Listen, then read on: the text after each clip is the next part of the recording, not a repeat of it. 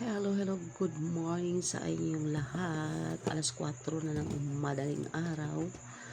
So, maaga akong gumising kasi gagawa pa tayo ng ating mga paninda. So, gawa tayo ng jelly ngayon para sa ating palamig. Pero bago tayo gumawa, ay tanggalin muna natin yung pinamili ko gagabi. Yung pinamili ko sa grocery kasi yun ang mga kinailangan natin para sa ating jelly. So, ito yung nabili ko kagabi. Ayun, bumili ako ng mani. Bumili ako ng 3 mani.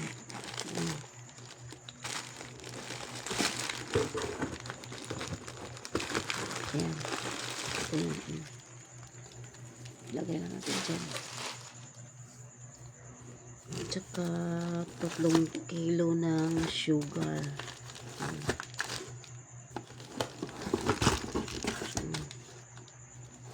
So, ito ang kailangan natin para sa ating mga jelly palamig.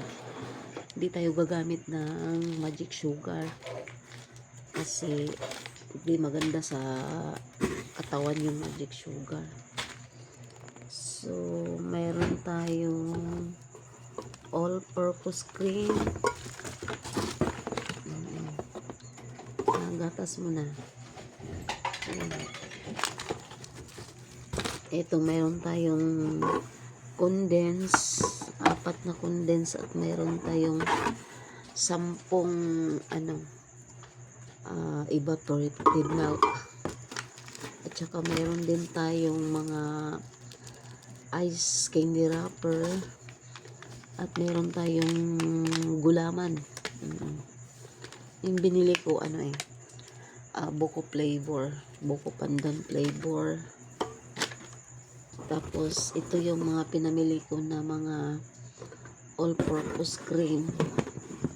Yan, 4. So yan lang ang aking nabili kagabi.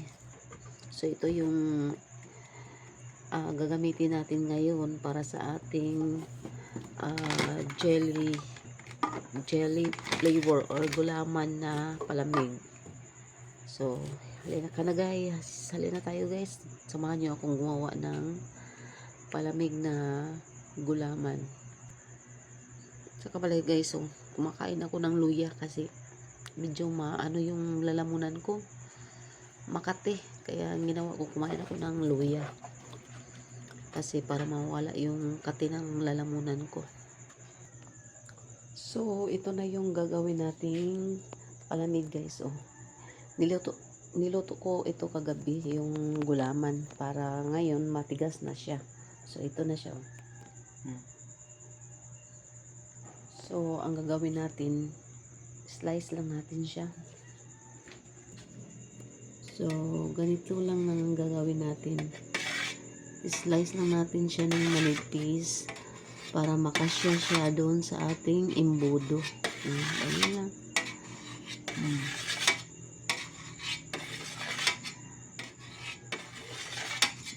Ganyanin lang natin.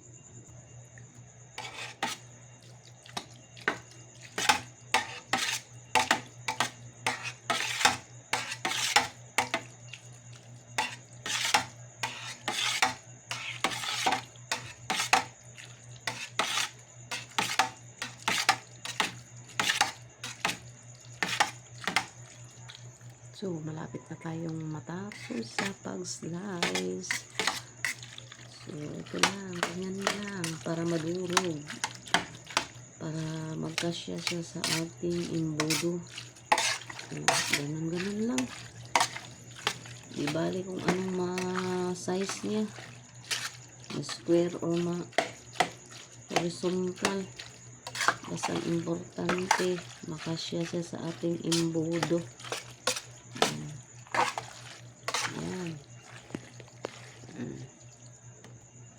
Ayan, tapos na.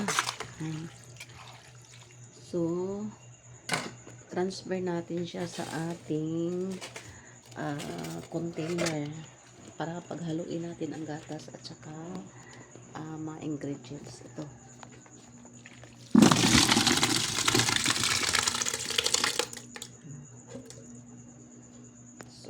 Pagkatapos niyan, lagyan na natin siya ng ating mga gatas.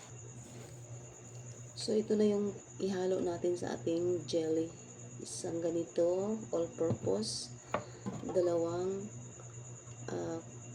evaporated milk. At saka isang condensed. So, pagsamasamahin lang natin guys. So, ihalo na natin ang ating mga ingredients. So, ito na. Yan.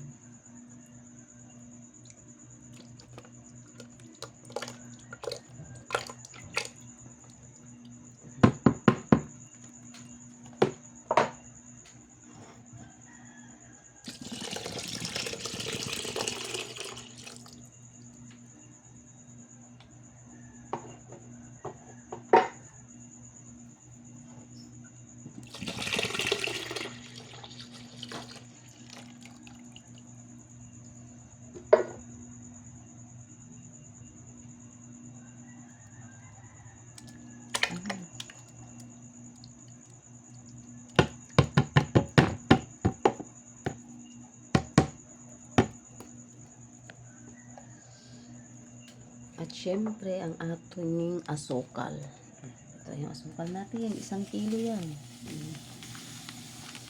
Ayan. Oh, legit yan ha. Hindi yan magic sugar. Ayan.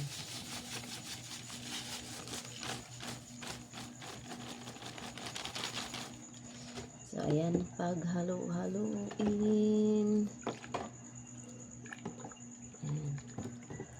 Lagyan lang natin ng tubig. Yung tubig natin ay mineral. So, hanggang dito siya, oh, ang tubig. Hanggang dito. Kasi, minimeasure ko na yan. Na hanggang dyan lang, yun, ang tamis ng asukal. Kasi, pag lumampas na doon, matabang na. So, lagyan na natin ng tubig. So, ayan, nalagyan ko na ng tubig. Ayan na siya. Diba?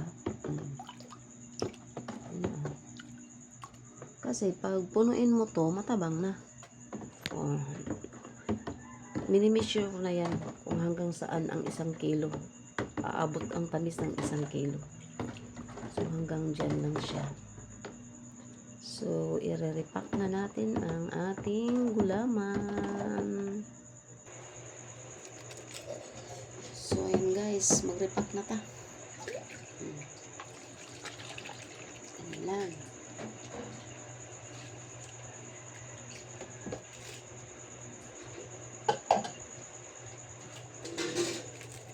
So, ganito lang ang pag-repack guys.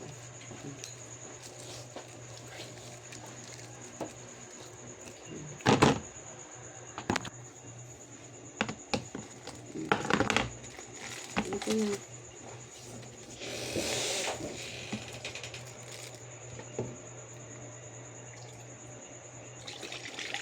lang ang pag-repack.